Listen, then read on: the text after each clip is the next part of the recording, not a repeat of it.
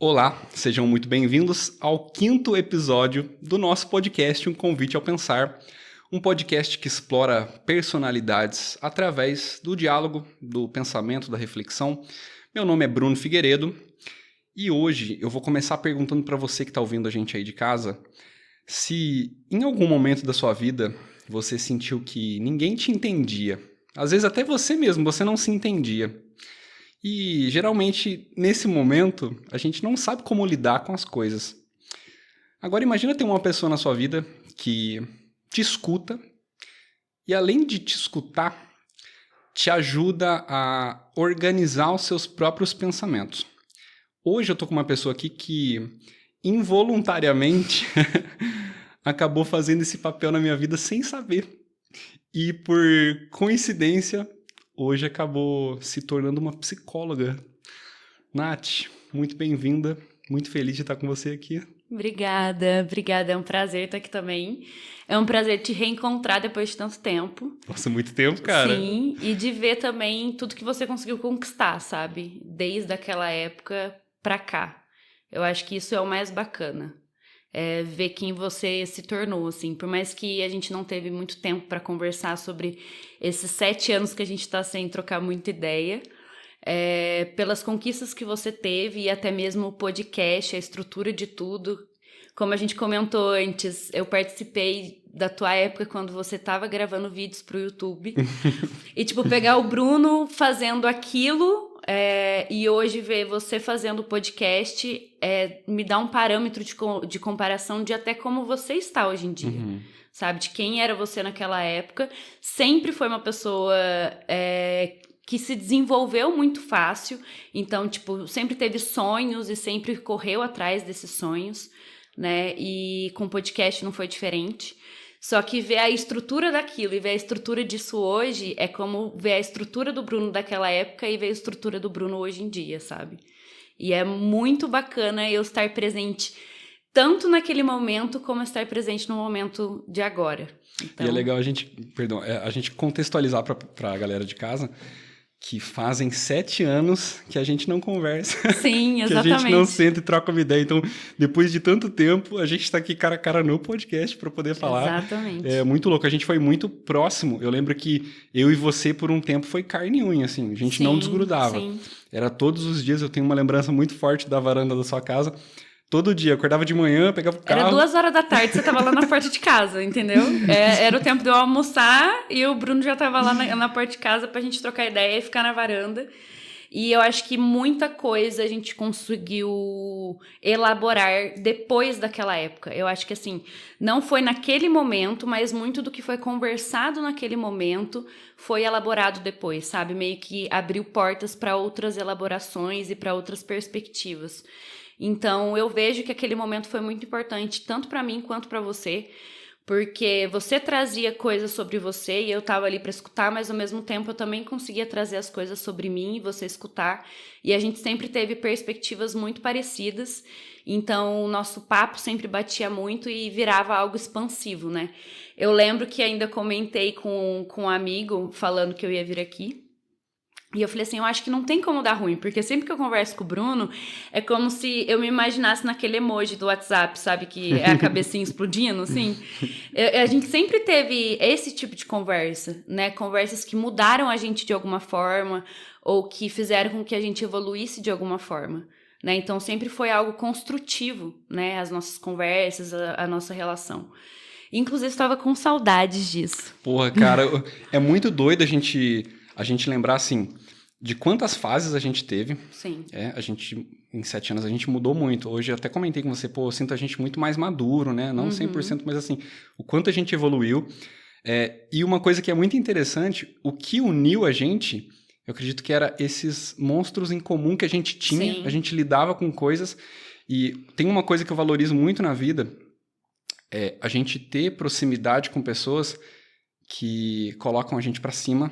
Sim. Mas que não só passam a mão na cabeça, mas que fazem a gente se questionar, se indagar, e a gente gerava uma reflexão muito um no outro, assim, que é uma coisa muito incomum.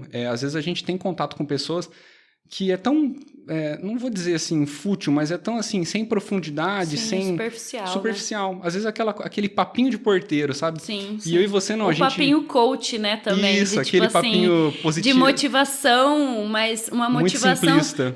Sem entender as razões pelo qual você precisa dessa motivação, sabe? O que a gente ainda comentou um pouco antes é do quesito assim, para você estar num lugar muito bom, primeiro você teve que estar num lugar muito ruim. Sabe? E é importante deixar sentir nesses momentos que as coisas estão muito ruins, exatamente para que isso vire uma elaboração posteriormente. Né? E eu acho que é isso que acontecia nas nossas conversas. A gente trazia sobre assuntos muito pesados, assuntos muito delicados, das nossas vulnerabilidades, mas a gente tentava encontrar dentro dessa conversa, vamos dizer assim, um escape daquilo. Entendeu? De tipo assim, tá, como que a gente pode resolver isso que a gente tá vivendo? O que a gente pode fazer com isso que a gente tá vivendo? E isso é muito engraçado porque, assim, o quanto é dicotômico. A gente vivia coisas completamente diferentes, Sim. mas que conversavam entre elas, assim. A gente enfrentava coisas que, em partes, eram parecidas, né? Mas em situações completamente diferentes. Então, a gente meio que se espelhava nisso de Claro que você sempre me ajudou muito mais do que eu. Eu sou péssimo conselheiro, eu sei disso. Talvez um bom ouvinte, mas eu não sou um muito bom conselheiro. Mas o quanto a gente se ajudou nisso, de entender o que cada um estava passando, que a gente lidava com coisas diferentes, mas o quanto eu aprendia com as coisas que eu via você passando e o contrário também. Eu lembro de uns papos na sua varanda que a gente conversava sobre as coisas mais amplas do mundo. A gente falava muito sobre a nossa vida. É tão bom quando você tem uma pessoa que você conversa sobre, que você não tem receio de abrir uma ferida e expor e falar assim, tô passando por isso. E eu tinha muito essa facilidade com você, essa liberdade de poder chegar em você e te falar, olha, tô sentindo isso aqui. E eu não tinha receio nenhum, tinha muita segurança em poder me abrir com você, esse tipo de coisa, como eu sinto que você tinha a mesma coisa também, essa mesma facilidade. E isso é uma coisa muito genuína, muito natural e hoje em dia até muito difícil de se encontrar. Sim, eu acho que hoje em dia todo mundo coloca uma máscara, né? E meio que incorpora um personagem nas relações. E eu acho que era isso que fazia a nossa relação ser tão intensa. A gente não tinha essa máscara um com o outro, sabe? A gente era nu e cru um pro outro.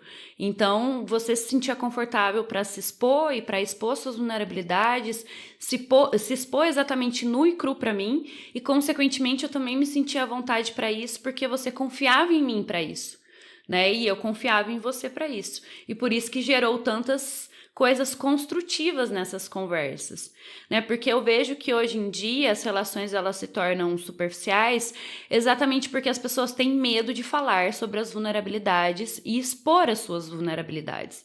Então todo mundo quer mostrar pro outro que tá bem, que tá alegre, que tá satisfeito, que tá contente, né? Não quer falar sobre os desafios, não quer falar sobre a depressão, não quer falar sobre, nossa, tal dia eu tava mó bad porque aconteceu isso, isso e isso, né? E eu acho que assim, o que precisa para além disso também é uma autoanálise de si próprio, coisa que não tem mais hoje em dia exatamente por conta dessa máscara, sabe? Porque você se perde tanto no personagem que você deixa de entender e saber quem você mesmo é, sabe? Até assim, por receio de demonstrar uma certa fragilidade, Exatamente. né? As pessoas vão maquiando a realidade, aquilo que elas são, para não demonstrar as fraquezas dela. E elas criam um escudo, ou pelo menos uma imagem de si que elas vendem para os outros, e elas se escondem atrás disso, né? Para não se expor. E até... Isso é muito legal da gente conversar. Eu acho que a gente vai ter bastante coisa dentro disso pra gente poder falar, cara. Eu lembro que a gente tinha várias crises, assim, de... Eu lembro muito de cabelo, que a gente falava assim... Nossa, vamos... Total. Mas é muito eu ainda doido tenho, isso, né? Assim, eu ainda não passei muito dessa fase. Eu acho que é uma fase que me acompanha, na verdade. Essa necessidade de mudança, né? Eu lembro da gente ainda... foi nessa fase que eu descobri o porquê que eu mudava o cabelo, né? Porque até um certo momento eu não entendia. Eu só surtava e mudava, né? Mas qual que era a necessidade disso? Eu lembro de compartilhar isso com você. De que, tipo assim, sempre quando eu mudava coisas internas, então, tipo assim, a gente tinha uma certa conversa, a gente elaborava certas questões, eu sentia a necessidade de pôr isso pra fora, sentia a necessidade de não só guardar aqui dentro. Manifestar, exatamente. E a minha forma de manifestar era mudando o cabelo. Porque eu me sentia uma nova Nath, entendeu? Exatamente, se reinventar, começar assim, tentar de novo, de outra forma, mudar um pouco, tirar o zoom. Exatamente. E eu precisava ter essa...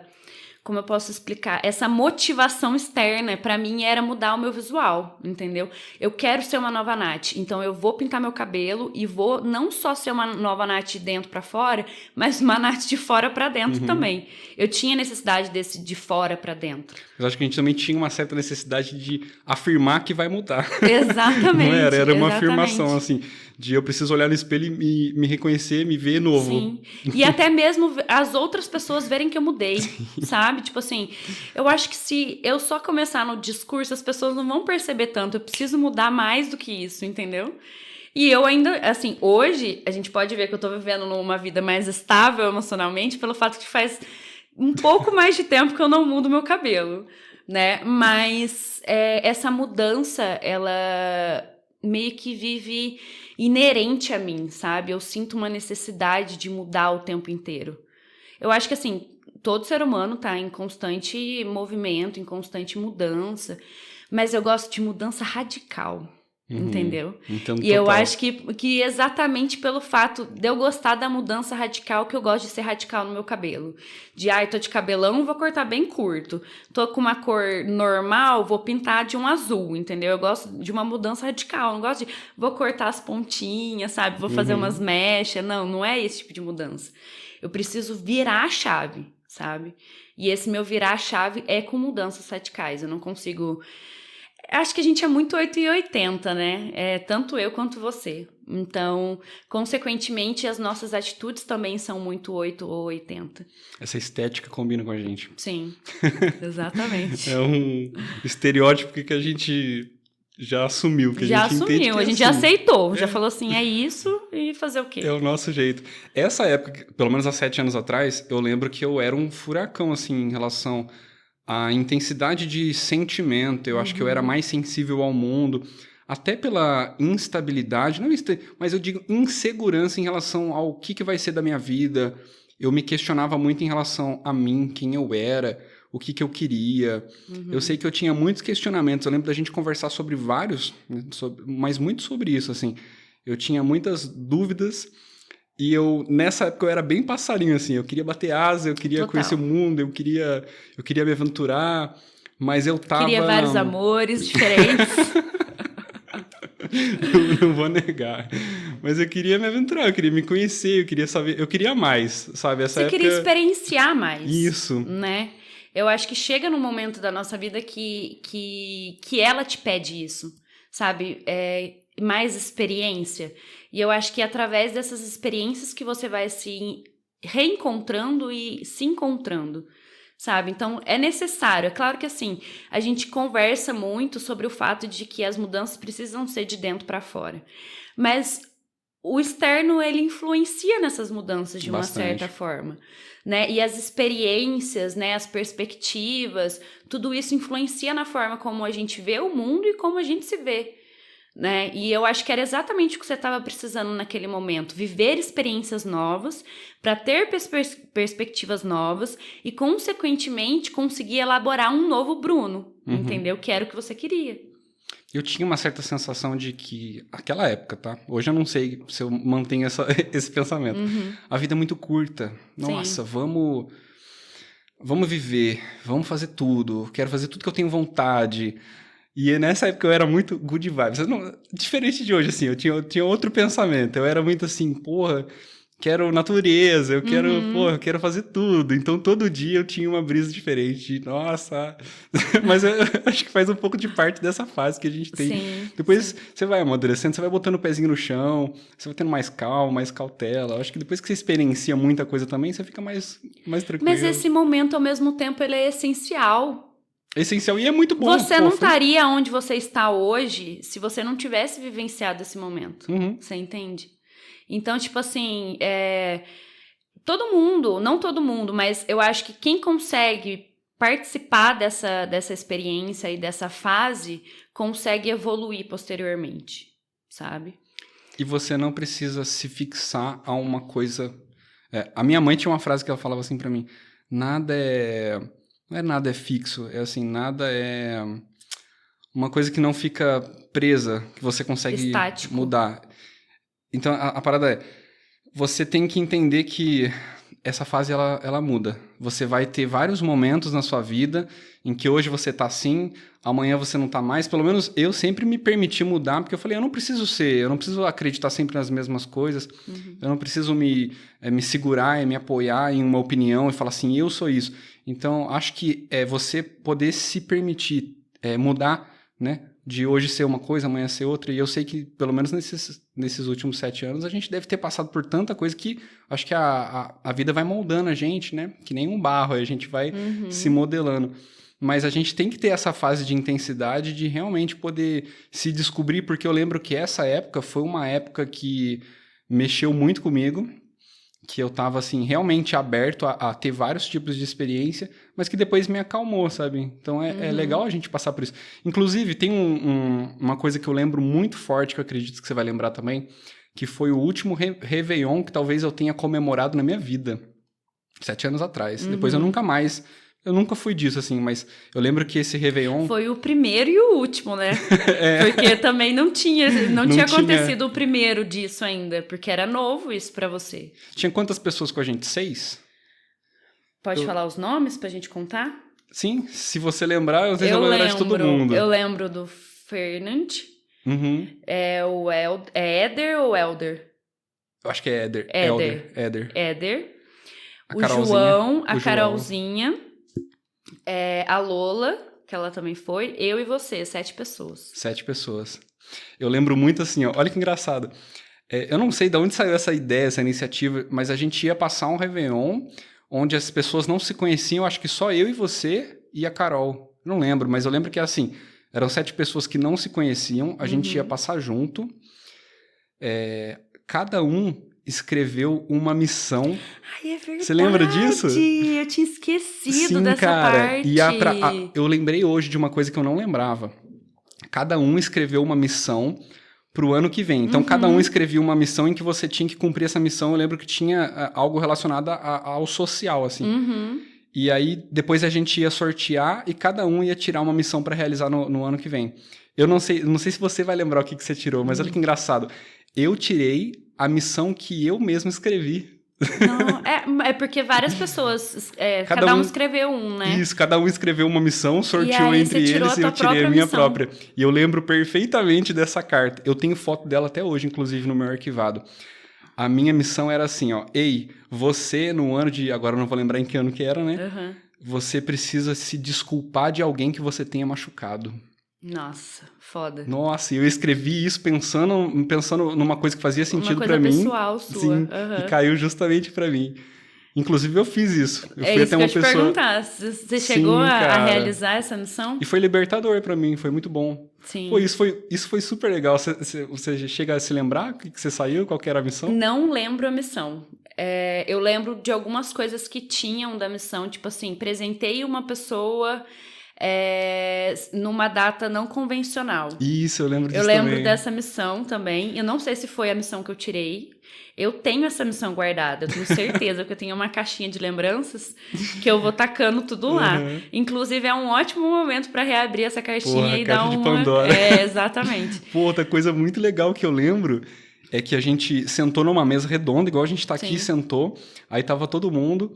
E esse ano específico, nesse final de ano, cada um tava passando por um momento na vida que tinha uma turbulência, uma coisa muito séria, assim. Sim. E a gente, naturalmente, a gente começou a se abrir na mesa em que, assim, pô, eu falei uma coisa que estava acontecendo comigo e foi rodando, assim. E a gente se olhava em volta e via que tava cada um enfrentando uma coisa completamente diferente, realidades muito diferentes. Sim. Eu lembro da gente... Todo mundo emocionado, todo mundo chorando, Sim. cara. E é engraçado, né, pensar... Eu tenho esse momento muito vívido na minha memória. E olha que é difícil coisas que ficam na minha memória de forma vívida, porque eu tenho essa dificuldade para guardar lembranças. Mas me veio, inclusive, na cabeça agora que eu lembro da Carol, a história dela, né, dela falar que queria... trabalhar com fotografia, trabalhar como publicitária e tal. E hoje ela tá vivendo isso, sabe? De um sonho de Porra, 7 que anos foda, atrás. Então, eu vejo, por exemplo, são pessoas que a gente não tem mais contato. Eu não sei você, mas eu não tenho mais contato. Eu nunca mais também. Mas são pessoas que a gente acompanha, por exemplo, nas redes sociais e que a gente sente um carinho no coração, assim, de ver que a pessoa conseguiu conquistar algo que ela estava desejando há 7 anos atrás e que há 7 anos atrás era um BO para ela, que ela achava que não ia conseguir e tudo mais, e hoje está aí vivenciando dessa experiência, né? É muito bacana isso. E foi legal que a gente acabou unindo essas pessoas. Não lembro exatamente como que aconteceu isso, mas a gente gerou esse momento muito legal, a gente poder lembrar disso, ter uma lembrança tão boa, tão pura. Eu lembro que até quando deu a hora do Réveillon, que eu pulei de roupa na piscina, é verdade, cara. É verdade. Nem lembrava disso verdade. também. Você e mais alguém, que eu lembro que você não foi sozinho. Eu lembro que, porra, do nada, cara.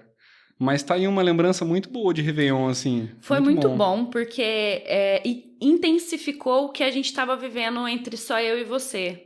E aquela mesma partilha de estimular, aquele mesmo tipo de pensamento que a gente tinha, a gente conseguiu fazer replicar com a galera, né? E tava todo mundo em sintonia.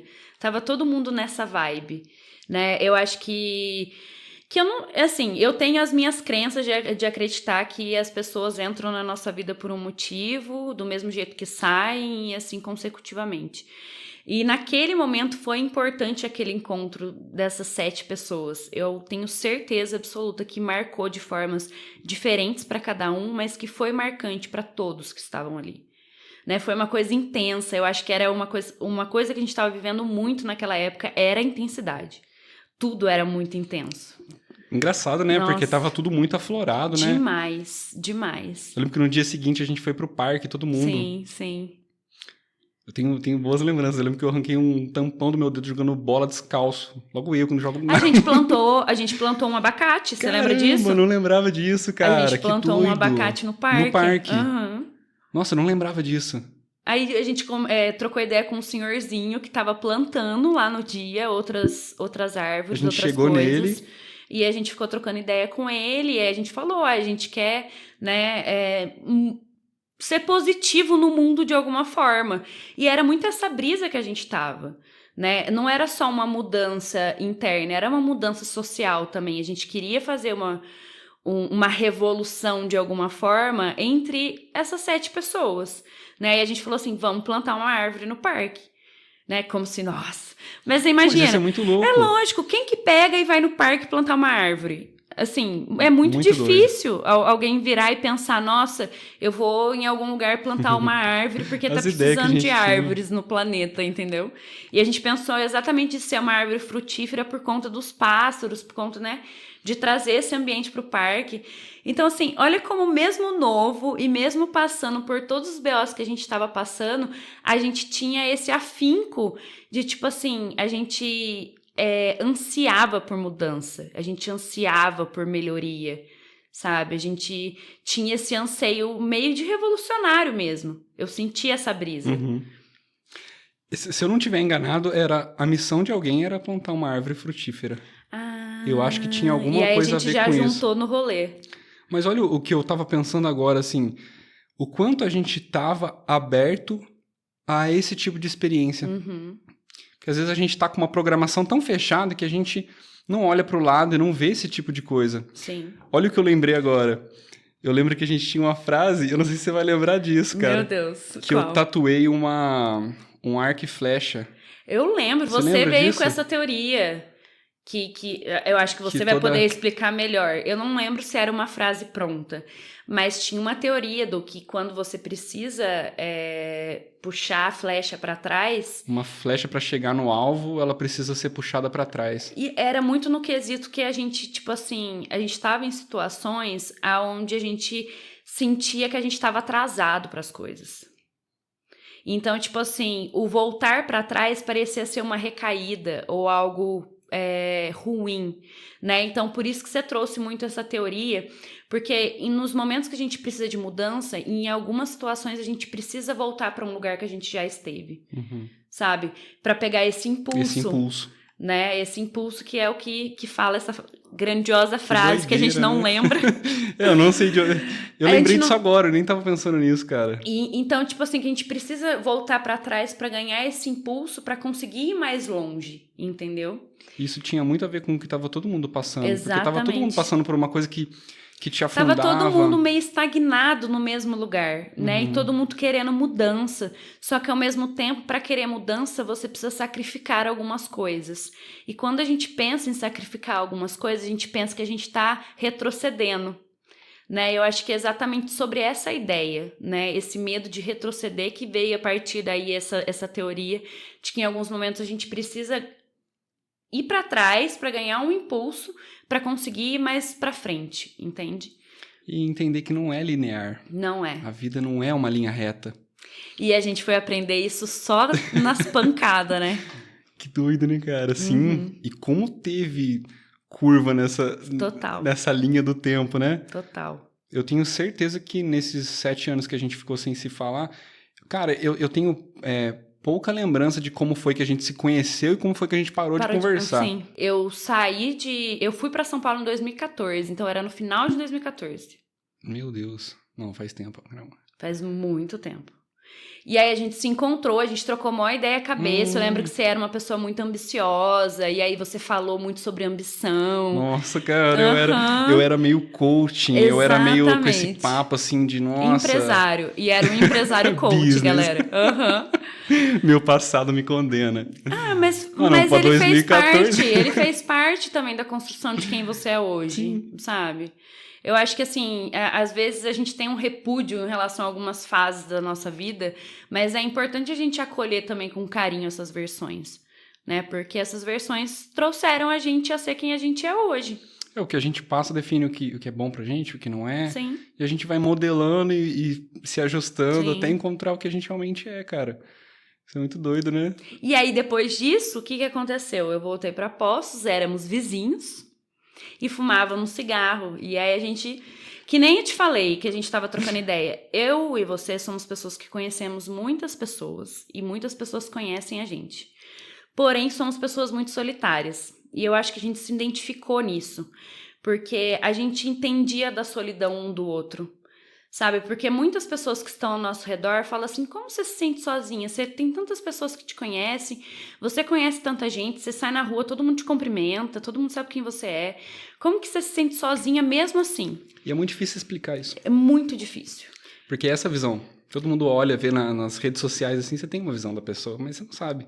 Você não sabe o que é a real, como essa pessoa é, como essa pessoa sente, né? O que ela realmente vive.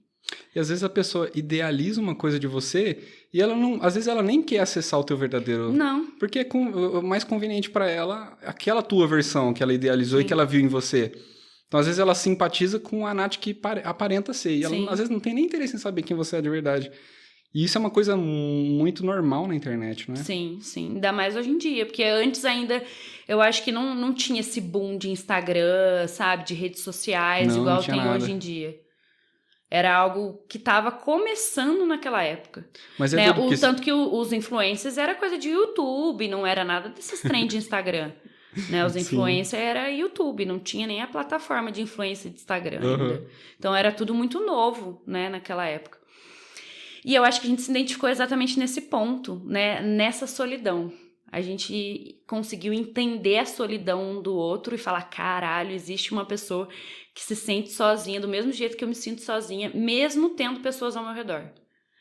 Né? Eu lembro da gente trocar essa ideia. E a gente falava muito sobre isso. Então, o nosso rolê era qual? Se encontrar no Parque Municipal, que era o meio caminho entre a minha casa e a sua casa, e a gente sentar e trocar ideia e fumar cigarro. Era ficar deitado na grama, olhando pro céu, olhando pra cima. Aí, nessa fase, a gente entrou na brisa de conhecer os pontos turísticos de Poços de Caldas. Sim, inclusive uma ótima fase. Sim. Era muito bom, cara.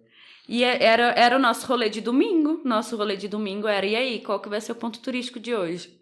E aí eu lembro certinho, a gente se encontrava, você tinha carro na época, a gente comprava várias besteiras pra comer. Ficava comendo várias besteiras no rolê e ia vivenciar os pontos turísticos de Poços de Caldas. E batendo papo, né? Porque a gente não parava de falar um segundo. Mas as nossas ideias eram sempre isso, assim, né? Sempre riscando fósforo. Sim, sim. A gente sempre estimulava esse pensamento um do outro. E Sempre quanto foi de muito reflexão, reflexivo, né, as nossas muita reflexão. conversas. Que a gente falava muito sobre o que a gente sentia, pensava, sobre a vida, sobre o mundo, sobre os questionamentos que a gente tinha, que às vezes, muitas das vezes, era um pouco parecido o que a gente pensava, né? O que a gente pensava da vida, o que a gente pensava da gente. O nosso anseio também para o momento, né? O que a gente queria vivenciar na época. Na época eu estava fazendo faculdade. E eu lembro que ainda foi nessa fase que começou as minhas crises de pânico. E eu achei que eu não podia ser psicóloga por conta disso. Eu não sei se chegou a fazer parte desse momento. Mas que eu larguei a faculdade de psicologia que eu estava fazendo. Comecei a fazer publicidade. Não, acho que dessa época não. Você já tinha vazado. Eu acho que um pouco antes disso. E foi essa virada de chave, assim, que foi uma virada de chave nada a ver, de eu largar meu curso, uma coisa que eu amava, que eu sabia que eu queria fazer, mas que eu precisava experienciar outra coisa, porque eu achava que eu não era capaz de ser uma boa psicóloga por conta das... Faz sentido, mas é muito doido dificuldades isso, Dade. que Porque eu você tava imagina assim, pô, passando. você tá estudando psicologia e você tá tendo crise de pânico. Então você fala, como é que eu vou ser uma psicóloga tendo crise de pânico? Sim, Como é que eu vou tratar as exatamente. pessoas sendo que eu tô precisando de tratamento? Sim. Isso deve ser uma coisa que deve ter mexido muito com a tua cabeça. Nossa, demais. Deve não, tenho demais. certeza, né? Mexeu demais, a ponto, né, de eu mudar de curso e falar, não sou capaz de ser psicóloga por conta de um BO meu que eu não tô conseguindo resolver, né? Mas com o tempo eu fui enxergando isso de uma perspectiva totalmente diferente, que foi quando eu larguei o curso de publicidade e voltei a fazer psicologia. E nisso eu decidi começar do zero, falei, nova Nath, novos estudos, mudei de faculdade e comecei a faculdade do zero. E eu falei assim, na verdade, a minha vulnerabilidade vai ser a minha força para muitas pessoas, né? Então eu comecei a entender que o que eu vivenciava nas minhas crises e a experiência que eu tinha em relação a essas vivências poderia me tornar uma psicóloga muito mais empática e uma psicóloga que conseguiria entender na pele o que muitos pacientes estão passando, né? Então isso iria, na verdade, ser algo... uma característica positiva para mim e não uma característica negativa como eu pensava anteriormente, né? E eu acho que é uma coisa que muitas pessoas pensam, né? Exatamente essa questão de achar que psicólogo é um ser endeusado, né? Que psicólogo não tem BO, que psicólogo não tem questões psicológicas para resolver, que psicólogo, né, sabe lidar com tudo. E isso é uma ilusão, nós somos seres humanos assim como qualquer outro. A psicologia é a nossa profissão, assim como qualquer outra profissão. Claro que, assim, no meu caso, a profissão que eu escolhi diz muito sobre quem eu sou, né? Então, eu tenho alguma dificuldade para conseguir separar isso. Quem é a Nath, quem é a Nath psicóloga como profissional, porque isso conversa para mim. Tanto que é muito difícil a gente falar sem falar dos dois, né? Sem Exatamente, eu tive muita dificuldade nisso no começo da minha profissão. De tipo assim, eu tenho que ser uma personagem enquanto eu tô atendendo? Eu tive muito essa brisa no começo da minha profissão, porque eu falava assim, eu não posso expor quem eu sou. Porque tem a questão, né, de tipo assim, que você não pode se entregar ali pro paciente, porque é sobre o paciente que tá sendo tratado, não é sobre você. Né? E tem algumas questões em relação à transferência que você não pode expor sobre a sua vida. Aquela linha, tipo, do que é pessoal teu. Exatamente. Entendi. Isso deve ser muito interessante, cara. E, tipo assim, eu tive muita dificuldade disso no começo, exatamente por eu ser uma pessoa muito aberta em relação às minhas dores, em relação ao que eu passei, né? Não se abrir pra paciente. Exatamente. É claro que assim, claro que eu não ia chegar paciente então, você não sabe a minha história, querido. Mas não era esse o BO, sabe? Mas eu acho que exatamente por eu ser uma pessoa que já atuava a psicologia nas minhas amizades, eu achava que eu tinha que fazer de uma forma diferente no consultório. Você entendeu? Uhum. E aí eu entrei nesse conflito. Eu tenho que ser uma personagem enquanto eu tô atendendo? E eu entrei nesse conflito a ponto de, tipo assim, ficar um tempo fora da clínica para tentar entender isso sobre mim. E eu comecei a pensar, Natália, o que você tem de mais forte sobre você é exatamente você ser quem você é. É exatamente você ser quem você é que te torna uma boa psicóloga. É exatamente tudo que você vivenciou.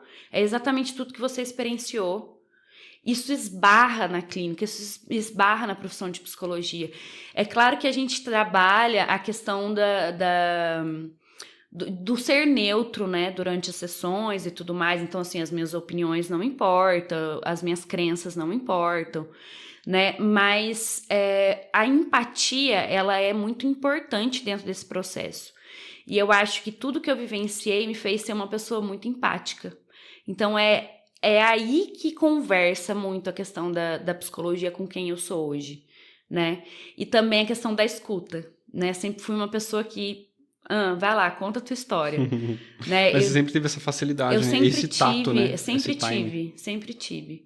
E eu acho que por isso que eu falo que, na verdade, não fui eu que escolhi a psicologia me escolheu. Eu acho que eu já era psicóloga muito antes de decidir ser psicóloga, sabe? Porque é uma coisa da minha personalidade, sabe? A forma com que eu me relaciono. Sempre fui uma pessoa muito compreensiva, então sempre quis entender muito o lado do outro, tá? Mas como você se sente? Como que você enxerga isso? Né? Por que você pensa dessa forma? Então sempre tentei entender muito o outro para além de mim. Uma coisa que com o tempo eu tive que ir ajustando, né? Porque em certos momentos eu deixava eu de lado e só conseguia fazer com que o protagonista fosse o outro. Né? Porque até você conseguir equilibrar isso, né? Essa empatia a ponto de falar assim, eu não posso pegar o problema do outro e colocar em mim e tentar resolver. Entendeu? Não é na tua ótica, né? Exatamente. A tua maneira. Você tem que enxergar através da ótica dele, da pessoa, do paciente. Eu achei muito legal uma coisa que você falou que eu particularmente acho muito bonito.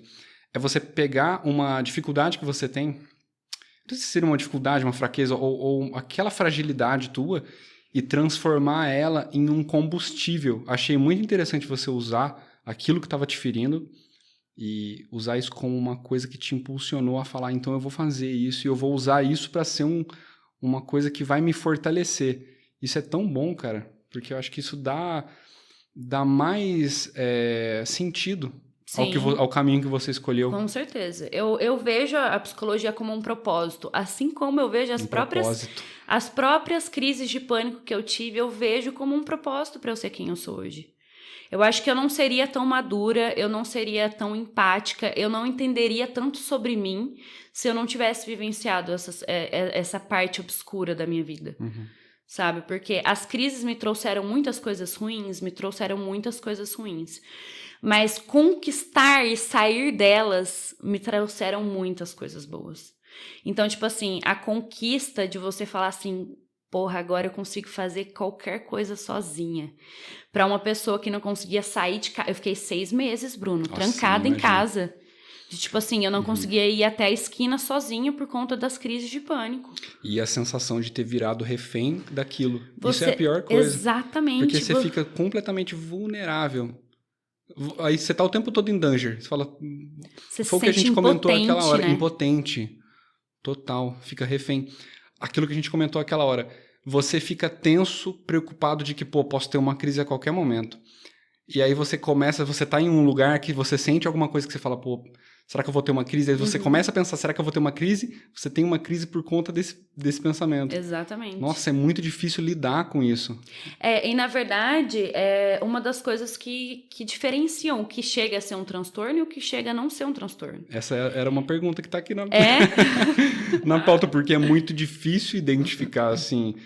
Até a gente vai falar algumas coisas sobre isso, mas de que maneira entender o que realmente passa a ser um transtorno ou um problema psíquico e o que chega a ser, vamos colocar entre aspas, uma coisa da sua normal, própria personalidade. Que é da pessoa. Sim. Você quer que eu fale já agora ou deixe para a hora das perguntas? Pode ser agora. Pode ser agora? A gente já fala sobre isso. Eu acho que assim, tem visões diferentes dentro da psicologia, né? Porque dentro da psicologia existem várias abordagens. Né? E a psicanálise é a que tenta desmistificar essa questão do diagnóstico, essa questão de dar nome às coisas, sabe? Porque hoje em dia as pessoas começaram a sentir uma necessidade muito grande de dar nome às coisas. Sim. Né? Então, tipo assim, eu sinto tal coisa, que tipo de transtorno é esse? Sabe? Sendo que isso talvez só esbarre na personalidade de quem você é. Então, Então, por exemplo, eu sou muito intenso. Então eu tenho borderline, eu tenho, sei lá, algum outro tipo de transtorno relacionado à intensidade. Acabou banalizando um pouco o diagnóstico. Total. Onde, assim, a pessoa tem uma dificuldade aqui, é TDAH. Às vezes a pessoa acaba realmente, acho que até da parte clínica, assim, sabe o famoso tudo é TDAH? Às vezes a pessoa tem uma coisa que realmente, igual você comentou, é o jeito da pessoa. Eu acho que uma coisa que eu acredito, né, eu não tenho essa propriedade, você vai ter mais que eu, que o contexto é o que facilita um pouco. Porque não tem como você ter um diagnóstico sem ter o contexto, né? Não dá para ter uma visão, uma definição do que a pessoa tem, sem saber exatamente a raiz, né? Sem saber a capilaridade daquele sentimento, daquilo que a pessoa está passando. E sem entender quem a pessoa é, né? Porque eu acho que esse é o grande partir de um processo terapêutico. É entender quem aquela pessoa é. Você entende junto com ela esse processo, né? E muitas pessoas não sabem nem quem elas são. Então, assim, por exemplo, a questão do TDAH, com tanto de informação que a gente tem hoje em dia, como que não se tem TDAH? Então, é muito mais sobre a realidade que a gente está vivendo hoje em dia do que sobre um transtorno mental. Entendeu? Então, assim, eu posso partir do pressuposto, né, que a psicanálise, que nem eu te falei, ela tenta desmistificar o mais possível em relação a esses diagnósticos, né, exatamente pelo fato do quanto isso atribui à medicina e não sobre a psicologia, sabe? Mas uma das coisas as quais a gente trabalha na hora de diagnosticar, né, é até que ponto aquele sintoma atrapalha a funcionalidade daquela pessoa. Né? Até que ponto esse sintoma faz com que ela não consiga trabalhar, com que ela não consiga ter relações interpessoais, que ela não consiga manusear as próprias questões da vida dela. Né? Então, parte muito desse pressuposto da funcionalidade, né? E é daí que a psicanálise surge, né? Essa construção de entender aonde e a partir de onde esse sintoma começou a existir, né? Porque na psicanálise, olha como o pensamento já é totalmente diferente, né? Porque a gente tem o inconsciente dentro da psicanálise, né? E a gente acredita que tudo que é reprimido, né, dentro desse inconsciente, ele tem a necessidade de ser manifestado de alguma forma, né? Então, se você não manifesta através da fala, se você não manifesta através da arte, se você não manifesta através de qualquer questão sua pessoal, ele se torna um sintoma, né? E esse sintoma, ele pode ser desde um transtorno, como pode ser alergia no corpo, como pode ser uma dor crônica, né? Pode ser N coisas. Em algum sinal ele tem que se manifestar. Mas exatamente, o inconsciente ele tem necessidade de vazar aquilo de alguma forma, né? E ele acaba vazando isso através de sintoma quando você não fala sobre o assunto, quando você reprime sobre aquilo, né? A arte também é uma outra questão muito valiosa, né, para o ser humano, que é a questão... A arte é uma das coisas primordiais para a gente ter contato com o nosso inconsciente. Né, muitas vezes, e por isso que ela é tão analisada e tão reflexiva, sabe? Por isso que às vezes para você um desenho significa tal coisa e para outra pessoa o mesmo desenho tem outro significado, né? Porque vem desse lugar do inconsciente, vem desse lugar da subjetividade, da individualidade de cada um. E se a gente parar para pensar em milhares de formas de arte que tem, de expressão, de você utilizar da arte para dar essa descarga também, para colocar para fora, né? E entender que a arte ela é muito mais sobre você do que sobre o outro, né? Porque às vezes a gente pensa na arte, tipo assim, mas eu não tenho dom para arte, eu não sei desenhar, eu não sei escrever, eu não sei, né? Mas não é sobre o que o outro vai achar da tua arte, é sobre expressão, é sobre você colocar aquilo para fora, né? Aquilo não necessariamente precisa ser algo profissional, né? É sobre você e sobre o seu processo. Tem que ser livre. Tem que ser livre, exatamente. Isso que é o legal. Pô, isso é muito bom. Cara, eu tava até um pouco assim, tenso de falar sobre saúde mental, é muito amplo. Às vezes um pouco delicado, às vezes um pouco complexo, é desafiante, assim, em vários sentidos, mas ao mesmo tempo é tão bom a gente ter essa liberdade de poder falar sobre esses assuntos que eu sei que são difíceis, mas que de alguma forma às vezes pode passar uma boa impressão para aquela pessoa que às vezes se identifica com uma coisa que a gente está falando aqui, né? pelo menos a gente passou por muita coisa. Sim. Acho que daria pra gente fazer um vídeo assim de 10 horas. Não, dá pra gente fazer uma temporada, né? Daria pra gente fazer com facilidade pra gente falar sobre. Mas eu queria ir pra algumas perguntas aqui, cara. É legal porque deu pra ver que a curiosidade das pessoas, falando em relação à psicologia, foi muito assim, como que você faz pra lidar com, entre aspas, com o que as pessoas estão passando, com o problema das pessoas, e ao mesmo tempo lidar com o que você está passando. Nossa, porque assim, eu imagino que você fazendo várias consultas, você atendendo várias pessoas, como é que você faz para não absorver isso ou para realmente tirar aquela roupa e falar assim, ó, isso aqui é trabalho, isso aqui é pessoal. E para você não levar pro teu pessoal aquilo tudo que você está ouvindo, percebendo. Você fica remoendo, você fica pelo menos, você fica mastigando tudo aquilo que você sente numa consulta ou não? Como é que você faz para equilibrar esses pratos? Que essa parte deve ser muito difícil, cara. Essa parte é uma das partes mais complicadas, mas eu aprendi sobre isso antes mesmo de começar a atuar na clínica, né? Porque eu sempre fui uma pessoa que pegava muito o que era do outro para mim. Que nem eu te falei, que eu falei em algum momento agora dessa conversa, que era o fato, por conta de eu ser muito empata, eu pegava aquela dor pra mim e sentia aquela dor e queria resolver aquela dor, sabe? Mesmo que ela não fosse minha. E com o tempo, com muitos anos de terapia, vão aí uns 10 anos que eu tô em terapia, eu comecei a entender o que é meu e o que é do outro, né? E fazer essa diferenciação. Né? Entender até que ponto tal questão é do outro e tal questão é sobre mim. E na terapia a gente esbarra, né? No processo terapêutico, a gente esbarra muito, eu como psicóloga, em situações que atravessam coisas pessoais minhas. E essa parte deve ser muito difícil, cara. Sim, tipo assim, tem vezes que eu tô atendendo pacientes que eu falo, putz, ele tá falando uma coisa que eu preciso escutar. Sabe? Pesado. Então, assim, eu aprendo muito nessa troca. É literalmente uma troca, sabe? E eu acho que é importante a gente entender e colocar o profissional nesse lugar de entender que ele também está aprendendo com você e não só você aprendendo com ele. Claro que ele tem conhecimentos teóricos que você não tem, né? Mas talvez você tenha vivências de vida que ele não teve, né? E, consequentemente, ele vai aprender com isso também. Né? E eu acho que, assim, a questão de separar o que é do outro e do que é meu em terapia, né, no processo terapêutico, se tornou fácil por conta dos meus anos em terapia pessoal. Você fazendo terapia... Eu fazendo terapia pessoal. Porque eu já tinha isso, tanto que, assim, os meus amigos de muitos anos atrás falavam, Natália, você pega as nossas dores como... Você sabe que eu peguei a tua dor como se fosse minha. Quantas vezes, não? Né? Então, tipo assim, eu chorar com você, eu sentir aquilo com você, sabe? E até um certo ponto, isso precisou mudar porque começou a afetar a minha própria saúde mental. Porque eu não conseguia mais dividir o que era meu e o que era do outro. Né? E isso é uma coisa que acontece muito hoje em dia, né? Você não ter essa diferenciação de saber, não, mas espera lá, tal atitude que teve, mesmo que teve em relação a mim, é sobre essa pessoa, não é sobre mim. Né? E eu acho que é exatamente esse trabalho em terapia pessoal que fez eu ter hoje essa dimensão de falar assim, putz, tá, eu tô aqui para ajudar esse BO e não para vivenciar esse BO. Entendeu?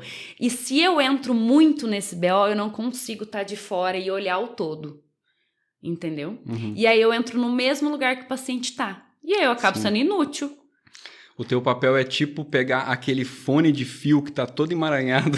E ajudar a desemaranhar. É tipo exatamente, isso, né? Exatamente. Isso é muito doido. Assim, pra gente falar em relação à terapia, em relação a essa parte... para quem nunca foi num psicólogo, é uma outra dúvida que eu vi que é bem frequente. As pessoas às vezes confundem um pouco, às vezes não sabem. A diferença entre um psicólogo e um psiquiatra, só para eles entenderem exatamente assim, o que difere e como que é então uma terapia, como que funciona uma sessão, só para as pessoas entenderem. Primeira diferenciação entre psiquiatra e psicólogo, né? O psicólogo, você passa por um processo terapêutico, onde esse processo terapêutico ele envolve objetivos, né? Então, a pessoa ela chega com uma queixa e, assim, o objetivo da terapia psicanalítica é exatamente trabalhar em cima do sintoma e entender por que esse sintoma existe, da onde ele surgiu, né? E, consequentemente, acaba sendo um processo investigativo, né? E um processo de autoconhecimento, para a gente entender o porquê que aquele sintoma se manifestou, né? Por que aquele sintoma existe. E a partir do momento que a gente conseguir acessar essa razão e elaborar essa questão, o sintoma pode meio que parar de existir, né? Não é uma certeza, mas é o nosso objetivo, né? E o psiquiatra, ele trabalha com medicações, né? Como eu também já estive nesse patamar de paciente e não no patamar apenas de profissional, né? Eu consigo ter uma diferenciação de entender o quanto o psicólogo ele é primordial em relação ao psiquiatra. Por quê? O psiquiatra ele vai trabalhar com medicações, né? Então ele vai trabalhar os seus sintomas de uma forma medicamentosa, né? E de uma forma baseada nesses transtornos mentais e tudo mais, né? Do DSM-5, que é um livro que fala sobre esses sintomas e o que pode ser denominado como o quê, enfim. Só que o remédio, ele trata até um certo ponto, né? Mas ele não resolve a sua questão. Então, o que vai resolver a sua questão é exatamente esse acesso que a terapia vai te proporcionar, né? E que é algo a longo prazo, não é algo imediatista igual a medicação, né? Então, se eu posso deixar uma sementinha nesse vídeo, eu falo, por favor, quem estiver passando por alguma dificuldade, que procure primeiro um psicólogo e não um psiquiatra. Porque eu tive esse problema em relação às minhas crises, porque eu comecei com 15 anos de idade, eu era muito nova. E eu não tinha o conhecimento dessa questão de saúde mental, para onde que eu vou, o que eu faço, né? E os meus pais, com o pouco conhecimento que eles tinham também, me levaram num psiquiatra. E hoje, se eu não tivesse ido num psiquiatra, eu não teria que fazer desmame de remédio, não teria que fazer várias coisas que hoje eu tenho que fazer. Sabe? O remédio é uma coisa que é muito agressiva. Total. É ele muda a sua personalidade, dependendo da medicação que você toma, muda a sua personalidade, porque às vezes o sintoma que você está reclamando faz parte da sua personalidade. Você entendeu? Então, muitas pessoas se perdem dentro desse processo medicamentoso, né? Meio que perdem a própria essência, a própria identidade, né? Que muitos trazem como, fica grogue e tudo mais. Não é só o que aparenta fisicamente, mas mentalmente como funciona, né? Muitas psicanalistas acabam sendo contra medicamentos, até porque isso atrapalha no próprio funcionamento da terapia. Porque o medicamento, ele trava esse teu contato com o inconsciente, entendeu? Então, né, as pessoas que precisarem de ajuda, por favor, primeiro procurem um psicólogo, que aí o psicólogo vai conseguir te orientar se o seu caso é um caso de medicação ou não é um caso de medicação, né? Mas como a gente está numa sociedade imediatista, a gente quer algo que, nossa, eu vou começar a tomar hoje, semana que vem já quero estar melhor. E terapia não é assim. Terapia é uma construção. Só que o medicamento, ele é ilusório, porque ele te traz essa melhora imediata, porém não trata o seu BO. Então, ele vai surgir através de outros sintomas. Eu vou te falar, Nath, se ainda você tiver o azar de pegar um médico que ele só tá fazendo o vínculo doença-remédio, ele não tá vendo o outro lado, ele tá doença-remédio. Às vezes esse cara ele vai sentar a mão em remédio, ele não vai realmente fazer aquele teste de, se o remédio está sendo efetivo e tal. Você vai chegar e falar, não, parece que não deu certo, aumenta a dose. Não deu certo, aumenta a dose. Tô falando da minha... da nossa própria experiência. Então, assim, eu já cheguei em um momento em que eu falei, sabe, eu tava em coma. Tava assim, virei um zumbi. Falei, isso parece que ele tá me colocando mais em stand-by, sabe? Sim. Do que realmente sendo efetivo. Então, você tem que ter muito esse cuidado, porque o remédio se ele for feito da forma assertiva, ele pode ser muito bom, mas utilizado da forma errada, ou às vezes até indicado, né, pré-indicado da forma errada também, pode ser muito maléfico. Mas esse tema é uma coisa que aí daria pra gente Nossa, é longo. Muito longe. Uma pergunta, inclusive, dentro do que você falou que tem um pouco a ver, é que as pessoas, às vezes, para as pessoas buscarem uma terapia, uma das perguntas aqui é por que as pessoas demoram tanto para buscar uma terapia, ou por que as pessoas têm esse receio de buscar uma ajuda e em que momento... eu acredito que é muito amplo também, né? Sim. Mas por que você acha que as pessoas demoram para procurar por ajuda? Olha, primeiro ponto, eu acho que a questão financeira engloba um pouco essa questão. Porque, assim, se você não vê a terapia como um investimento em si mesmo, ela acaba perdendo sentido a longo prazo, né? E muitas pessoas, principalmente os jovens, né, que são pessoas, por exemplo, que acabaram de sair da faculdade ou que estão na faculdade, que ainda não têm uma estrutura financeira, né, estável, eles falam, putz, eu vou gastar no barzinho no final de semana ou vou pagar minha terapia? Eu vejo isso muito nas minhas relações interpessoais, assim, de pessoas próximas, né? E até mesmo dos meus próprios pacientes, né? Quantos pacientes não largaram a terapia porque, tô sem dinheiro, mas todo final de semana tá lá no bar bebendo. Não é? Então, eu acho que é muito sobre a questão de não se colocar como prioridade. E não colocar essa melhora como prioridade, sabe? Porque muitas pessoas que estão ruins, é delicado falar sobre isso, mas muitas pessoas que estão ruins se sentem confortáveis nesse lugar. Nossa, pior que é. Entendeu? Porque o desconhecido de não saber como sair desse lugar assusta, é novo. Né? Então, o procurar terapia é novo. Tá, mas e se eu procuro terapia e não resolve nada? Vai ser mais uma frustração pra mim. Entendeu? Esse receio, né? Esse medo. Eu acho que tem muito também da vergonha da pessoa. Às vezes ela tá lidando com uma coisa tão íntima dela, Sim. que aquilo tá acabando com ela, tá consumindo ela, mas ela pensa com ela assim, como é que eu vou contar isso pra alguém?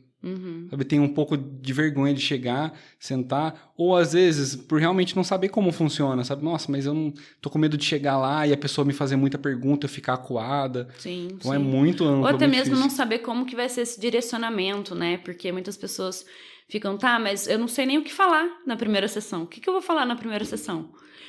Exatamente por essa falta de autoconhecimento, essa falta de autoanálise, que é algo que você desenvolve com terapia. Sabe? Não é uma coisa que você desenvolve do nada. Você vai desenvolver nesse processo. Esse processo trabalha isso. Sabe? E é o que eu falo. Se você está com medo, vá com medo mesmo. Sabe? Eu acho que o que muda tudo é a nossa atitude de começar. Isso em todos os aspectos da nossa vida. Sabe? Não digo só em relação à terapia. Em relação àquele plano que você tem vontade de fazer, mas que você não tem coragem, que você acha que não vai dar em nada. Em relação a uma viagem, em relação... Enfim, N atitudes. Né? N comportamentos. E eu falo, gente, vai com medo mesmo, porque é preciso experienciar. Se você não experienciar, você não vai saber a resposta. E aí você vai continuar parado no mesmo lugar. E eu acho que essa inércia é o que traz a depressão. Sabe? O que faz... Você vai gerando como se fosse camadas em você, sabe? Porque você tá parado no mesmo lugar, você vai mofando naquele lugar. E quanto mais fundo você entra, mais você... esse buraco é muito fundo. Sim, sim. Você vai embora, cara. Você vai só afundando. E o que eu falo sobre o meu buraco pessoal é que no fundo do meu poço tem um trampolim. Porque eu trabalho muito bem com o caos, como a gente estava falando anteriormente. E eu precisei estar no fundo do poço para estar no topo que eu tô hoje. Entendeu? Porque é o fundo do poço que te mostra a tua maior fraqueza, Exatamente. né? Os pontos que você mais tem para trabalhar em você. E o fundo do poço te obriga a se conhecer, se você quiser sair dele. Entendeu? Tem algo que você... Eu não sei nem se você pode falar. Algo que você vê mais recorrente, pelo menos dentro dos casos que você vê, dos pacientes que você tem, alguma coisa que você vê que é mais presente, assim, algum caso, alguma coisa que a pessoa passa, ou alguma doença que você acha que é assim, pô, essa é a que eu mais pego, isso é mais frequente.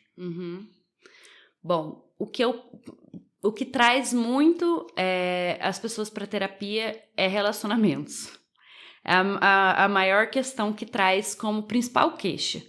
Mas nessa principal queixa você descobre abusos, você descobre compulsão alimentar, você descobre outros sintomas. Né? Então, assim, acaba que a porta de entrada às vezes acaba sendo o acontecimento do momento, né? Mas os traumas e os sintomas, na verdade, vêm de outros acontecimentos. Né? Então, atualmente na clínica eu lido bastante com compulsão alimentar, com ansiedade e abuso sexual. São as coisas que mais aparecem. E é foda, porque você vê como coisas ruins são comuns. Nossa, isso é muito doido, né? Assim, o quanto a vivência de pessoas que passaram por dificuldades e coisas que você fala, putz, como que essa pessoa conseguiu lidar com isso, sabe? Porque são coisas muito pesadas, muito pesadas. É muito difícil. Às vezes é até triste de pensar, né? Porque o Brasil hoje ele é o primeiro lugar na América Latina em relação à ansiedade e depressão. Uhum. Acho que principalmente depois da pandemia, Da que foi uma coisa pandemia. que afetou muito também. Então, você parar para pensar que, gente, a maioria tá sofrendo, a maioria tá enfrentando coisas aí super pesadas. E quando a gente fala de saúde mental, geralmente a gente pensa em depressão. Para a gente desmistificar um pouquinho em relação à depressão, as pessoas às vezes têm uma visão muito estereotipada do que é a depressão, né? As pessoas pensam em depressão, pensam numa pessoa completamente triste, afundada, e muitas vezes a depressão ela se esconde atrás das cortinas, né? O que você indica? Quais são as formas de ajuda que as pessoas podem buscar para aquela pessoa que se sente deprimida? É difícil porque sempre se esbarra para o mesmo lugar e sempre volta para o mesmo lugar. É começar a terapia. Porque na terapia você vai começar a se entender. E eu acho que quando você começa a se entender, você começa a ser mais autoconfiante, né? Você começa a saber lidar melhor com as coisas externas e começa a entender melhor as coisas internas, né? Eu acho que a depressão, ela vem muito num lugar onde a gente tá cansado de viver uma máscara, de viver, sabe, um personagem. E a gente meio que explode de ter que alimentar isso todo dia. Sabe? E eu, inclusive, vi uma publicação falando sobre isso esses tempos para trás. E você só vai conseguir tirar essa máscara e aceitar quem você é quando você entender quem você é. Entende? Uhum. Pô, se fosse falar pra uma pessoa que nunca fez terapia, tem uma sensação que me encanta. Às vezes você tem uma visão, sabe? Você tá dono da razão. Você fala, pô, eu tô sentindo isso aqui por conta disso. Tô pensando assim por conta de uma coisa e tal. E aí você chega na terapia e você vai falar assim, cara, eu tô... E a melhor sensação é quando você toma aquele tapa, que todo mundo que faz terapia já tomou. Sabe quando você toma aquele tapa quentinho que você fala assim, que isso? Eu não tinha entendido. Isso é tão bom. Então, pra você que nunca fez terapia, fica aí o convite, cara. Sim, exatamente. É tão bom Vem quando você experienciar vai um tapa na cara. e toma aquele tapa que você fala assim, mas eu não tinha olhado por esse ângulo, eu tava tão cego. Acho que essa razão, às vezes, cria uma miopia na gente, assim, aqui embaça, e a gente fica acreditando cegamente numa coisa que, assim, eu tô sentindo isso por conta disso. E aí você começa a defender tanto essa tese que na hora que você chega na terapia, ela fala assim, não, mas não é isso aqui. Você já tinha olhado pra esse lado aqui? Cara, esse choque é maravilhoso, porque você sai da terapia falando, nossa, que soco. E aí você percebe que você não sabe de nada, Sabe né? de nada. Eu vejo a terapia como assim, você quer estudar matemática, aí você contrata um professor e esse professor vai te ensinar matemática. Imagina que o terapeuta, ele é um professor pra vida. Sabe? É um cara que ele vai te preparar a como viver, a como pensar, a como sentir, a como se conhecer. Inclusive, talvez seja uma das formas de prevenir, eu não tenho essa propriedade, mas às vezes uma maneira de se prevenir é buscar entender, buscar se olhar, né? Você se olha, você tenta entender o que você pensa, o que você sente, as coisas que você faz. Uma das coisas que é muito difícil é você manter você se policiar. Acho que isso é tão difícil quando você se policia, você presta atenção no que você faz, você presta atenção no que você fala, na maneira como você se comporta, na maneira como você trata os outros. E quando você começa a prestar atenção em você, e nisso você começa a se conhecer e entender as coisas que você faz de errado, que às vezes você não prestava atenção, né? A forma como você fala, ou algumas coisas que você fala que às vezes você... eu vejo muitas pessoas vivendo esse automático. Sabe, vivendo, sabe, realmente no ponto morto. E quando você começa a prestar realmente atenção na forma como você está no mundo, ou a forma como você está pensando, eu acho que isso abre uma porta, assim, de realmente entender o que você é, além do que você acha que sabe. E a terapia é muito importante. Sim, sim. Eu queria até aproveitar para indicar uma coisa que eu não fiz em nenhum episódio até agora, mas para indicar para que vocês assistissem um vídeo, que foi inclusive o vídeo que eu te mandei, que é do Gregório do Vivier. É um vídeo do Greg News, que é um programa que, assim, não sei se você viu, ele é meio cômico, engraçado, sim, mas ele sempre tem um apelo final que ele entrega aquilo que você fala, nossa. Se você quiser assistir, Greg News, chama Amizade. Eu, particularmente, gostei muito de tudo isso que foi falado. E tem uma coisa que eu achei muito interessante, é triste, mas é bastante interessante para a gente poder aprofundar e falar sobre. Ele levanta que a gente está vivendo uma epidemia da solidão. E quando eu vi isso, cara, ele falando isso, ele disse que 1/4 da população não tem amigos ou não se sente próximo a ninguém. Quando eu vi isso, assistam esse vídeo que é incrível, gente. Eu lembrei de uma coisa, e uma coisa... Sabe quando você tem um insight assim, você lembra disso, você lembra de uma lembrança, um sentimento, e eu fui longe dentro disso. Eu lembro que eu estava indo embora do trabalho, dentro do ônibus, eu olhei para uma senhora, não sei se ela estava cheia de sacola, não lembro o que foi que eu falei assim, a senhora quer ajuda para descer do ônibus, alguma coisa assim. E ela falou assim para mim, não, filho, relaxa, quando eu chegar em casa sou só eu e eu. E aquilo mexeu comigo tanto que quando eu cheguei na minha casa, eu cheguei sozinho, eu lembro, olha pra você ver, eu parado na cozinha em silêncio, pensando assim, gente, como é difícil. Eu vou fazer até um convite ao pensar para vocês agora. Vamos falar um pouquinho sobre solidão, sobre solitude. Acho que a gente tem bastante bagagem para falar sobre. Mas qual é a reflexão que eu queria deixar com essa senhora em específico? Me senti triste porque eu pensei assim, quantas pessoas estão assim? Imagina pra gente, a gente que é novo, a gente que é jovem. Hoje, eu acredito que muita gente tem dificuldade de não entrar no Instagram, de não ficar no WhatsApp, de não ficar o tempo todo conversando. Pra quem mora sozinho, acho que vai entender até um pouco melhor, que chega uma hora que a luz começa a ir embora, o sol vai embora, tua casa começa a escurecer e você sente o silêncio. Quando você tem um pet, igual tem a minha, quebra um pouco. Você fala, gostosinho. Mas chegar em casa e se sentir sozinho, lidar consigo mesmo, com os teus pensamentos. Sim. Então, assim, a reflexão que eu queria deixar pra gente que tem acesso ao WhatsApp, a Instagram, a essa facilidade de ter contato com as pessoas, pra gente já é difícil. Às vezes a gente se sente sozinho. Imagina pra uma senhora igual ela, ou para as pessoas de idade, né? Quantas pessoas estão sozinhas e enfrentando isso dessa maneira?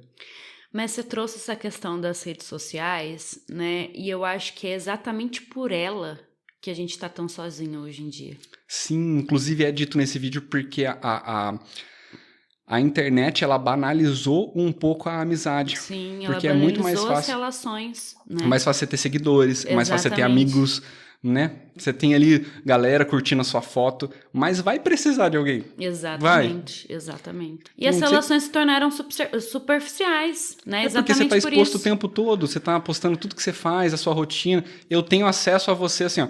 Que curiosidade que eu vou ter sobre você, Nath. Eu entro lá, eu vejo você fazendo as coisas, vejo o que você faz, o que você curte, o que você gosta, vejo o seu dia a dia. Mas ao mesmo tempo eu tô mostrando só o que eu quero que você veja.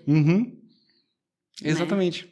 Então as pessoas acabam que não te conhecem e consequentemente, por elas viverem nessa imersão digital, elas mesmas não sabem quem elas são porque elas querem mostrar para os outros apenas o que elas querem que os outros vejam sobre ela. E por isso que muita relação não dá certo, porque você idealiza aquilo no outro, você vê aquilo que você gosta e tal, e quando você vai a fundo realmente conhecer a pessoa, você vê, pô, não tem nada a ver, não é aquilo. Isso é muito doido. E falando de amizade também, não é só de relacionamento assim, mas no geral, o quanto a internet ficou nociva em relação a isso. E é muito doido a gente buscar fugir um pouco disso, entender, parar de ficar glamourizando e romantizando Instagram e foto e isso. Esses dias eu recebi uma mensagem de uma pessoa falando assim, nossa, como você, não vou lembrar, mas como você é isso e aquilo. E eu falei pra pessoa assim, não vai nessa onda não, cara. Não é. Você não me conhece, na real. Então a solidão, ela é muito perigosa. Eu acho ela muito perigosa. Mas a maneira como as pessoas enxergam, assim, você não pode tratar como fuga, sabe? Eu vejo que as pessoas, às vezes, se elas ficam um pouquinho sozinhas, ou se, tá sozinha em casa, elas já botam uma coisa pra ouvir. elas têm um pouco de medo de se enfrentar, de olhar no espelho e ver. De se escutar, né, Bruno? Eu acho que esse é o BO. De saber o que passa na tua cabeça. Exatamente, no vazio, você se escuta, né? E eu, inclusive, já me dando de apresentadora e pulando alguns passos, eu, inclusive, tenho um hábito que eu faço. Perfeito, já é o nosso próximo ponto. É o próximo ponto. Eu tenho um hábito que todos os dias, antes de dormir, eu vou para minha famosa varanda e eu reflito sobre o que aconteceu no meu dia, sobre como eu me senti, as coisas que aconteceram, sabe? O que eu vivenciei naquele dia, como que eu lidei com aquilo. Um momento de autoanálise mesmo, sabe? E de me escutar, de escutar o que eu tô sentindo. Porque tem dias que são tão caóticos que você não consegue se escutar, porque tem tanta coisa acontecendo na tua cabeça, tanta coisa acontecendo aqui dentro e fora. E eu acho que a gente tá vivendo muito essa sociedade onde é muita informação o tempo inteiro, sabe? E a gente não se escuta mais. A gente não para e respira, sabe? E eu tenho esse hábito, eu criei esse hábito, assim, na força do ódio, porque eu falei assim, ou eu faço isso, ou eu não tenho condições de separar o que é meu e o que é do outro em relação à terapia. Né? Então, eu precisava desse momento onde eu era o foco e não mais o outro, para entender exatamente o que estava acontecendo comigo. Né? Então, eu tenho esse hábito de separar esse tempo, né, todos os dias antes de dormir, exatamente para que eu evite o deitar na cama e ficar pensando em tudo, mas em tudo que nada vai ser construtivo. Né? Então, eu tento separar esse momento para que esse momento seja construtivo de alguma forma, porque eu com os meus anos de análise, acabei criando ferramentas para autoanálise. Né? Então, esse momento, para mim, acaba sendo um momento de autoanálise.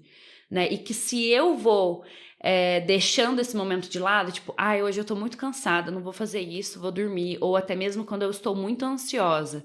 Quando eu tô muito ansiosa, eu sento na varanda, eu faço o quê? Mexo no celular. E aí, quando eu me pego mexendo muito no celular, eu falo, peraí, você não tá aqui agora. Vamos voltar para aqui e agora, vamos pensar porque você tem que pensar, vamos escutar o que você tem que escutar. Entendeu? E é aí que vem as minhas elaborações, aí que vem os meus insights, porque isso não acontece só em terapia. A terapia é a porta para isso, sabe? Mas o que você faz fora da terapia, que é o que diz sobre a sua construção e sobre esse processo, sabe? Então, eu tenho esse hábito de ficar... É um bom hábito, de se olhar no espelho. De falar assim, olhar pra si mesmo. Agora é o momento de eu me encarar, entendeu? O momento do dia de ser eu contra confesso, a Nath. Às vezes deito na cama e dou aquela fritada. Sim, ainda mais o dia que você deita mais agitado, às vezes você tá pensando até no dia de amanhã. Aí você deita, você tá pensando o que eu vou fazer amanhã, hoje, o que aconteceu e tal. Eu acho que você tem... Igual a minha redinha aqui atrás, deve estar aparecendo aí. Você tem um lugarzinho que você vai deitar, dá aquela respirada, dá aquele relax. Pô, isso é muito bom, cara. Realmente. Eu vejo como essencial pra mim hoje, sabe? E aí esbarra no quesito autoconhecimento. É aí que você vai se escutar, é aí que você vai se conhecer. Entendeu? Porque se você não se dá essa oportunidade, não se dá esse momento, porque a gente tá num comportamento hoje geral de que, tipo assim, eu não tenho nada pra fazer, então o que eu vou fazer? Ocupar a minha mente com alguma outra coisa. Você nunca tá simplesmente sem fazer nada, sabe? Olhando pro teto, pensando na vida. E esse momento, ele é importante. Você começa a reparar o quanto dessa fuga que você faz ou dessa distração que você quer consumir, pelo menos eu fiz isso comigo, o quanto disso que você faz é groselha. Sabe aquele vídeo que não te dá em nada, aquele TikTok, aquelas coisas que você fala, pô, isso aqui me agrega do quê? Zero. Não é nada construtivo, nada. Né? Eu sempre digo que eu consumo muito YouTube. Eu sou tiozão do YouTube. Sempre consumo muito.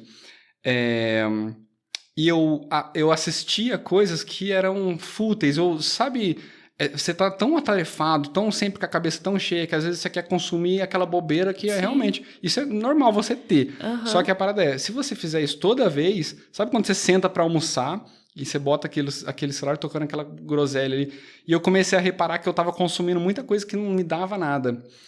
E aí, naturalmente, caiu no meu colo um canal de um cara que...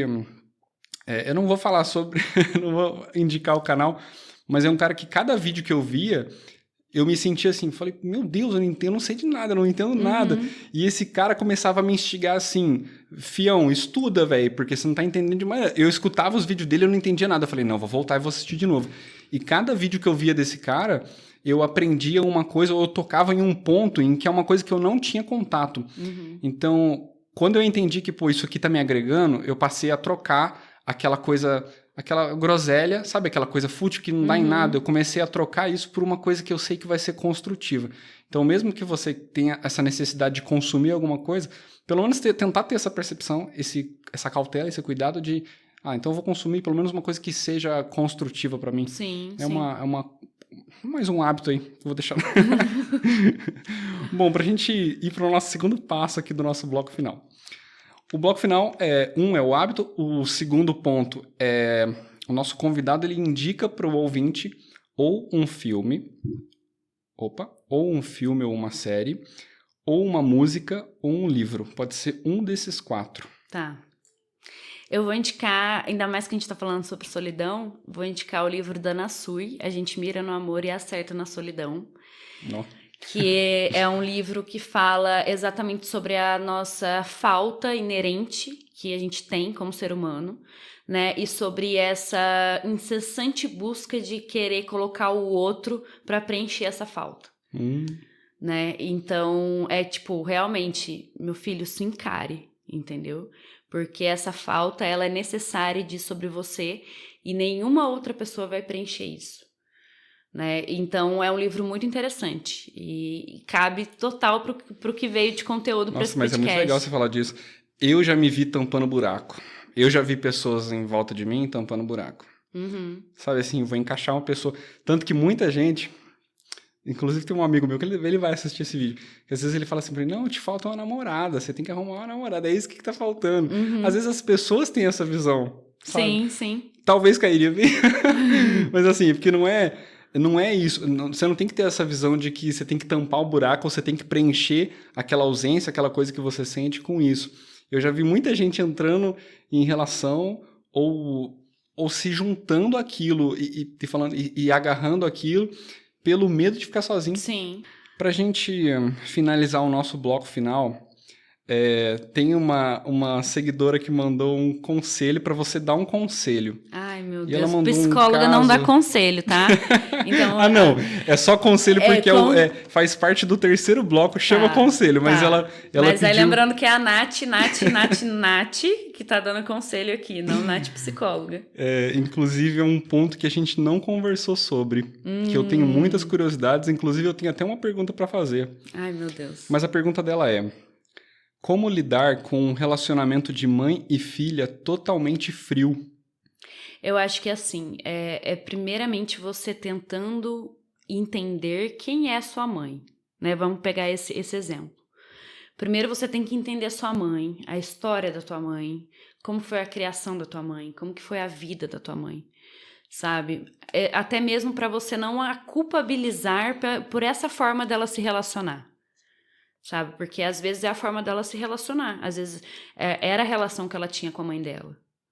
Né? E querendo ou não, isso acaba sendo um padrão, né? Relacional aí.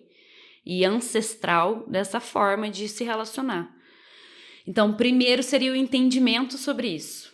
Até mesmo para que você trabalhasse as suas expectativas do que receber da sua mãe. Sabe? E você teria que trabalhar isso com você no quesito de tentar entender o que você pode esperar da sua mãe ou não. Mas você acha que cabe essa mudança, às vezes cabe nela, assim... Vamos supor, ela e a mãe dela têm um relacionamento frio. Se ela tentar uma abordagem diferente, assim... Ela tentar uma aproximação com a mãe dela... Porque às vezes é da forma que a mãe dela é, né? Mas se ela tentar mudar e começar a tentar da parte dela, ela se manifestar com menos frieza com a mãe dela. Sim. Será que isso não estimularia um pouco a mãe dela, às vezes, a reagir também assim? Pelo menos ela vai fazer a parte dela, o que cabe a ela, assim. Se eu tô incomodado que eu tô tendo uma relação fria com a minha mãe, eu tento então ser mais doce com a minha mãe, eu tento então tentar por outro caminho pra ver se às vezes minha mãe... É que é muito relativa essa pergunta, né? Ela é fria em que ponto? Não, né? mas eu acho que o relacionamento das duas é frio. Relacionamento de mãe totalmente frio. Agora eu Mas não sei se a mãe dela é fria ou se o tipo assim, o que relacionamento você das duas. espera de um relacionamento da sua mãe, você entende? Então isso acaba sendo um pouco relativo, porque eu não sei o que ela espera num relacionamento mãe e filha. E eu não sei o que a mãe dela entrega ou deixa de entregar. Então fica um pouco... Isso é uma coisa legal pra se debater numa terapia. Exatamente, procure terapia. Bom, Nath, a gente... Assim, um papo muito bom, sempre. Eu queria aproveitar esse vídeo num todo para dizer que você que está ouvindo a gente, se você se sente mal, se você se sente deprimido, se você se sente ansioso, entenda que você não está sozinho. Assim como a gente disse, existem muitas pessoas passando cada uma realidade completamente diferente. Que existem formas que você pode encontrar uma maneira de viver de uma forma que seja bom para você. Que existem várias armas que você pode usar nessa luta, né? Sim. A terapia é uma coisa fundamental. Eu queria aproveitar até para dizer, a gente tem o número 188, que é o CVV, Centro de Valorização da Vida, então, que é prevenção ao suicídio e apoio emocional. É sigiloso e é 24 horas. Assim como eu queria até aproveitar para fazer um apelo aqui, cara. Assim, em relação ao CAPS. O CAPS é o Centro de Atenção Psicossocial, que provavelmente tem na sua cidade aí. Gente, eu detesto essa banalização sabe essa esses coisa? memes que estão fazendo, né? Gente, até mandaram uma pergunta assim, como é que eu não vou pro CAPS? Quando você faz isso, cara, você ridiculariza uma coisa que às vezes uma pessoa que precisa ir pro CAPS fica com vergonha porque fala assim, mas vão me zoar. Sim. Isso daí é uma coisa que banaliza, cara. É uma coisa que isso que existem você tá falando. coisas na nossa vida que a gente não pode brincar, sabe? Isso é uma coisa muito séria. Saúde mental é uma coisa que afeta a vida, é uma coisa muito séria. Uhum. Então, quando a gente banaliza, que seja o CAPS, que seja essa pequena brincadeira, que toda vez que eu vejo isso, eu me incomodo muito, cara. Uhum. Nossa, eu queria fazer um apelo aqui de dizer que isso é muito chato. E é muito desnecessário. Brinquem com outras coisas, mas não com isso. Aproveitar para dizer para você que precisa de ajuda, é muito fácil a gente só falar assim, busque ajuda, né? Às vezes a ajuda, eu vou usar até a Nath aqui como como um exemplo. Às vezes a ajuda está do teu lado. A ajuda não precisa necessariamente... Amizade e terapia, não sei, não é a mesma coisa, né? Mas às vezes a pessoa que está do teu lado, ela pode te apoiar. Eu acho que uma das coisas mais importantes é você pôr para fora, você falar. Sim. Eu já me vi em momentos muito difíceis na minha vida em que simplesmente me abrir com alguém ou chegar na pessoa e falar, cara, eu tô sentindo isso, tô passando por isso. Gente, não tenham receio ou pega uma pessoa que você confie, que seja o 188, mas busque um apoio, entenda que você não tá sozinho e é isso. Eu queria tanto lembrar a frase da minha mãe que eu falei aquela hora, cara, que nada é definitivo. Essa é a frase. Que você tá passando por um momento agora, mas que não vai ser assim a vida toda. Pode ser só um episódio. Eu já me vi em vários episódios. A Nath é prova disso. A Nath também já passou por vários episódios. Exatamente. E a frase é, depois da chuva vem o sol. Então, seja forte. O nosso Instagram tá lá para você mandar pra gente qualquer tipo de questão e principalmente conhecer mais sobre o trabalho da Nath, que eu queria aqui deixar esse espaço para você falar um pouco mais e deixar o seu Instagram para o pessoal conhecer, Nath. Tá. Então, o meu Instagram profissional é psi.nataliarock, mas também podem me chamar no Instagram pessoal, que é aquela Nath Rock. E eu trabalho com a psicologia com orientação psicanalítica, né? Então a gente trabalha exatamente a questão da escuta, né? O falar sem filtro é considerado a cura, né, dentro da psicanálise. Né? Então, se você precisa de ajuda, se você precisa ser escutado, né? Se você precisa ter essa dimensão do todo, né? Eu peço, não necessariamente que me procure, mas procure algum profissional que você sinta identificação, porque eu acho que O ponto principal da terapia é exatamente você sentir identificação com o profissional. Nossa, sabe? você tocou num ponto muito importante da gente lembrar, Nath. Porque isso é essencial para o processo terapêutico. Se você não tem identificação com o profissional, é como se, tipo assim, uma pessoa que odeia tatuagem, odeia pessoa alternativa, fosse querer se atender comigo. Não vai se identificar. Não vai se identificar. Entendeu? O processo não vai rolar. Entendeu? E às vezes a pessoa teve uma primeira experiência com o psicólogo e falou assim, odiei. Nunca mais vou em nenhum psicólogo. Entendo que existem vários tipos. E é tentativa e erro. Processo terapêutico é tentativa e erro, porque você não vai encontrar, tem alguns que são sortudos, né? Mas você não vai encontrar essa pessoa que você se identifica de primeira. Né? Então, insista porque vai existir uma pessoa que você vai se identificar. E a procure. Né? Então, é importante você ter essa identificação com o profissional, até mesmo para você se sentir confortável para abrir sua vida para aquela pessoa. Né? E você precisa ter uma admiração, você precisa ter um certo afeto com aquela pessoa. Né? A identificação realmente dita para que aquilo que saia desse profissional seja válido e escutado por você. Senão o processo terapêutico não vai funcionar. Lembrando que às vezes você tem um postinho de saúde perto da sua casa. Sim. Lembrando que existe atendimento. Eu, por muitos anos, acho que por 3 ou 4 anos, fiz atendimento psicológico semanal através do SUS, para você que não tem condição hoje de pagar uma terapia. E isso que você falou é muito importante, Nath. Eu já fui em vários psicólogos que eu simplesmente não me sentia confortável, não gostava da forma como a pessoa conduzia. Ou às vezes saía de lá com uma sensação de que não foi dessa vez, não rolou. Até que eu encontrei uma pessoa que eu falei, nossa, saía de lá assim, falando, meu Deus, essa pessoa abriu a minha cabeça. Eu saía de lá como se eu tivesse passado por uma manutenção. Sabe aquele Sim. pit stop que o carro para, o cara vai lá, mexe e você sai no gás? Então foi essa sensação. Então, dá chance também para você encontrar outros estilos de abordagem, né? Sim, até você encontrar exatamente. algo que faça Tanto mais que sentido. é algo que eu trato com prioridade, é explicar o tipo de abordagem que eu trabalho. Né? Explicar o que é a psicanálise. Exatamente para ver se a pessoa se identifica com isso.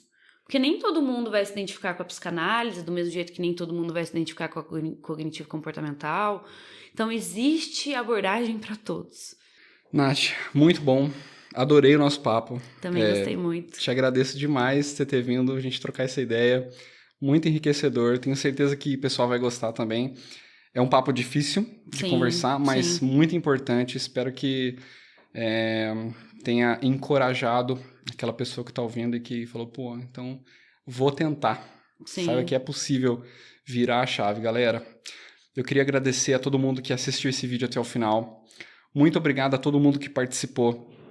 Você que tem interesse em vir aqui bater um papo comigo, ou você que tem alguém que você fala, pô, eu quero ver essa pessoa lá conversando com o Bruno.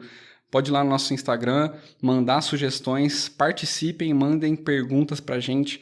Se você curtiu esse vídeo, encaminhe ele para os seus amigos para a gente poder falar e abordar mais sobre esse tema que é de muita importância. Muito obrigado a todos vocês. Nath, muito obrigado mais uma vez. E até o próximo vídeo. Valeu!